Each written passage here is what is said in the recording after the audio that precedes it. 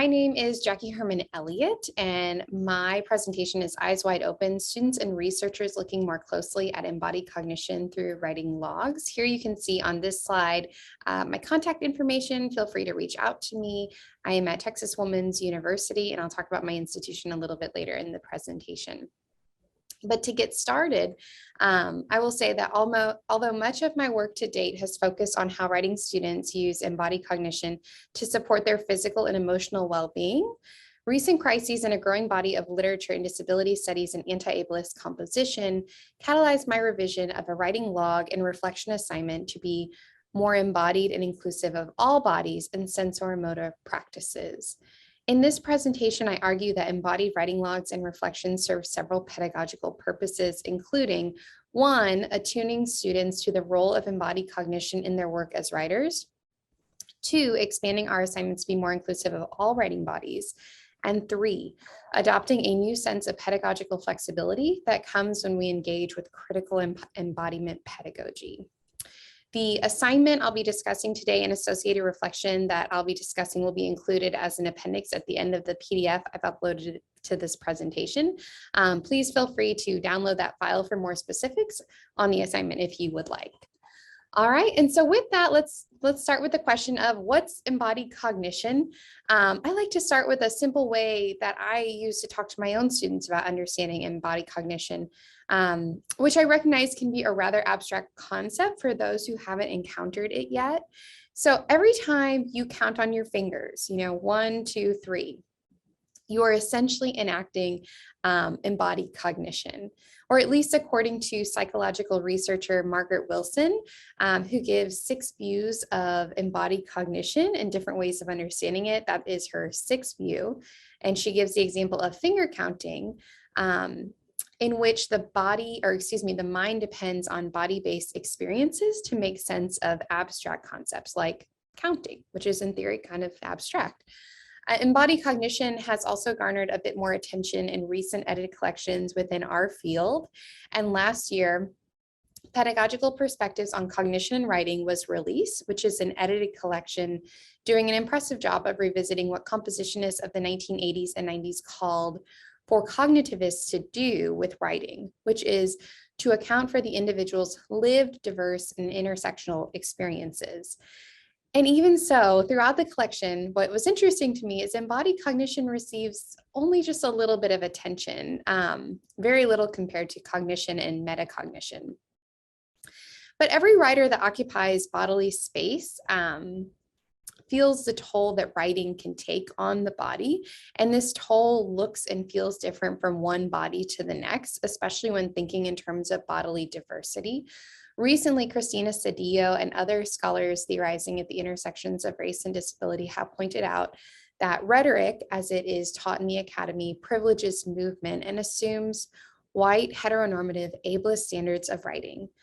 What's more, histories of racial trauma are embodied and surface through health inequities that limit who can write, how often, or how well.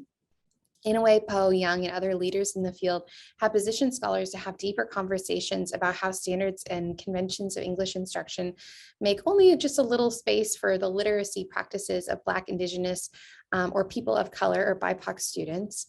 So in one hand, what I'm trying to do today is I'm trying to take up the field's decades-long preference for disembodied cognition.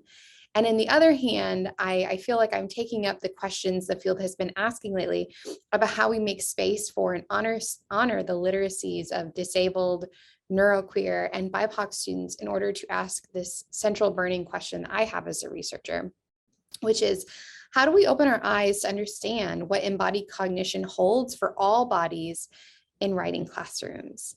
And this question influenced my revision of a writing logs assignment I've been teaching for several years now, one I created while teaching at a predominantly white institution with the goal of promoting daily movement as a means for supporting students in their attainment of writing goals while working in sedentary contexts. But now, several years later, and at a minority serving institution or MSI, my eyes have been opened to the ways that embodied cognition can serve all bodies well, especially when we think in those terms. So to get started, you have to understand where I'm coming from, TWU or Texas Women's University, where I teach. was ranked the most diverse campus in Texas and fifth most diverse institution nationally out of more than 1,500 regionally accredited schools evaluated in 2020. In the academic year that I taught this assignment, which was spring 2021, TW student demographics were still predominantly female at 86%, and that's gone down a little bit every year, but non-binary students are not represented in this figure. And the majority of students self-identified as Black or African-American, Hispanic, two or more races, or other. 35% of our students identify as white, and these figures accurately represent the identities of students enrolled in the two sections I taught, the writing logs assignment 2, although nearly half of the consenting participants, I will say, identified as white, but that's still leaving about half of the logs I coded and analyzed to represent the experiences of BIPOC students. And also worth noting is that approximately half of TW students are first-generation college students. 44% of students qualify for Pell Grants. And to echo Cedillo's argument, many of our students have invisible disabilities.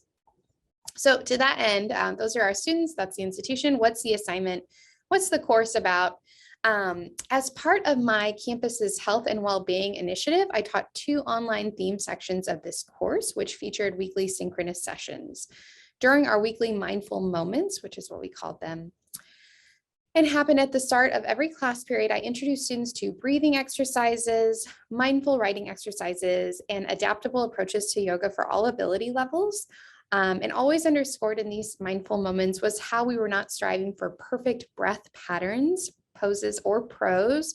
Rather, we were checking in with our writing bodies at the same time every week and adopting open, non-judgmental attachment to what we were feeling or what stressors we might be shouldering, which in turn prompted the whole class discussion about mindfulness as an accessible practice for all bodies wanting to attune to and benefit from embodied cognition. Our work to better understand our writing bodies culminated in weeks 10 through 14 when we began our writing and well-being logs assignment. And in this assignment, in the weekly tables that kind of structured the logs, students were invited to describe in whatever terms they preferred their daily writing goals and whether or not they achieved them, their embodiment goals, which is a part that I revised to be broadly and inclusively interpreted, and any additional thoughts or reflections that occurred to them while moving or writing.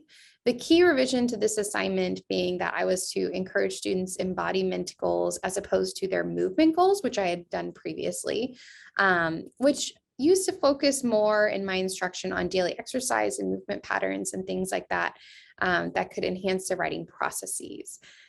I also spent more time in class explaining the myriad ways embodiment can include movement, such as exercise, of course, or contemplative or sensoromotor practices, such as mindfulness, to attune them into their embodied needs as writers, which we often have a tendency to overlook as writers. And being in your own bodies, you're probably aware of that or have felt that at some point. And after 4 weeks of logging, students had 1 week to complete a low stakes reflection letter in which they answered 6 questions, which provided me with a total of 36 artifacts for analysis. So what are the findings? And, I apologize for going quickly through all of this. There is so much more I'd like to share with y'all, but I'm gonna move quickly through what I think is most pertinent to the conversation we're having in this space today. So using comparative analysis, I moved through the stages of open axial and then selective coding for deriving and developing concepts from the data. And within Vivo software, I created 33 nodes in the open coding stage. To keep this presentation just at 15 minutes, I'm just going to analyze the codes in terms of embodied cognition specifically, but it is worth noting that 17 out of the 18 participants reported the logs to be helpful rather than a hindrance to their writing process. I hope to publish more on these findings later, and I'm also happy to share these findings informally after this presentation finishes. Just contact me via the info I provided at the beginning, or we'll share again at the end. So to that end, you can see on this slide, common reflection entries coded for with embodied cognition. Quite a few participants were surprised by how well the sensoromotor practices of their choosing enhance their writing experiences. In this table, we can see examples of how participants described meditation, yoga, and other nondescript accessible sensoromotor activities benefiting their writing development in terms of finding the motivation or focus to write. Participant E explicitly uses the word motivation and efficacy, whereas participant A talks about meditation as improving their desire to write. Participants B and D explained that punctuating their writing sessions with bursts of movement helped them maintain focus, to feel happy and productive, while participant C needed movement in the form of pre-writing yoga to, quote, loosen up. Each of these descriptions, I think, depends upon and then is grounded in the physical characteristics, inherited abilities, practical activity, and environment of thinking agents, as we know to be true in embodied cognition research. And this thinking stands in stark contrast to the dominant, more Cartesian views of the mind and body as separate. And also, I will say, stands on a substantial amount of empirical evidence that confirms that all cognition is in fact embodied cognition. And cognitivists in psychology have confirmed this for well over a decade now. So student writing and reflection letters revealed some surprise regarding their ability to think about their writing while moving or moving while writing. Take, for instance, that one student who described the log as a hindrance to their writing process. Even though they did not like the act of logging, they still took pleasure in thinking about their writing projects while on the move. And interestingly, I have this one quotation from that student here that you can see. They said, "I really did. I spend a lot of time thinking about school," not surprising, "and it is always on the back burner of my brain. When I'm at the gym or walking between classes or even just sitting in a bed reading a book, I've got a few gears turning, thinking about my next writing assignment and how I can best go about it." So in this entry, the student shares that working out at the gym and walking are both conducive to her invention process. She trusts that this embodied out of class time spent thinking about writing supports her in putting forth her best work. Other students provided more insight into how they began to compose while moving. One student who worked extensive hours as a patient care technician at a local medical center spent a great deal of time on her feet, and she had written in an early logging entry her natural resistance to any type of writing over the last 14 years of her life, because writing used to, and I will use her words, not mine, drag her down. In one response from her, she shares a sense of surprise akin to that of the previous student, which you can see here. She writes, "To my surprise, I did. While up and walking at work, I found my mind wandering into the world of writing. I discovered the exploring of subjects deeper and began to keep a pad of sticky notes with me at all times. I am shocked that I went from loathing writing to someone who thought about it at work." So this student did not need to set aside necessarily 30 minutes a day to work out to receive a creative boost that comes with light functional movement. Her experience, though, aligns with research from experimental psychologists that have found that even short walking sessions can have a lasting effect on the creative output of participants in their study. Relatedly, another student participant reflected on her process of composing while moving through speech-to-text technology, which appears to have ease her into a comfortable routine for writing. In her reflection on this last quotation that I'll share, she writes, "I actually wrote while moving quite a lot. To get my ideas down, I used the voice to text option on Google Docs, and that was so fun and freeing. Instead of staring blankly at the screen, I could stretch and bend while talking about story ideas or what I thought my characters should do." So these entries are entries like these. I wish I had more time to share more of them, but suffice it to say that I think these students' entries point to the promise of writing logs or similar reflective activity for engaging in writing tasks if future researchers want to go in that direction. And on that note, I will conclude by saying, in sum, I think now is the time to rethink how cognitivists have long deprioritized the body and to enact the critical attunement to embodiment that can guide us as writers to imagine new orientations, arrangements, and approaches to composition, which are Christina Cedillo's words and ideas. But how do we do this? That's the central question. It can feel really messy, right?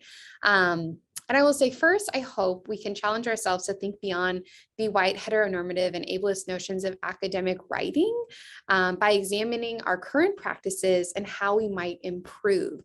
And this requires pedagogical flexibility and vulnerability, which I will summon a little bit of right now as I share with you that while writing out this presentation, it occurred to me how my title was ableists in a way. So let me share there. 10 months ago, when we originally proposed the title of our collective presentation and then our individual titles, I began with the phrase eyes wide open.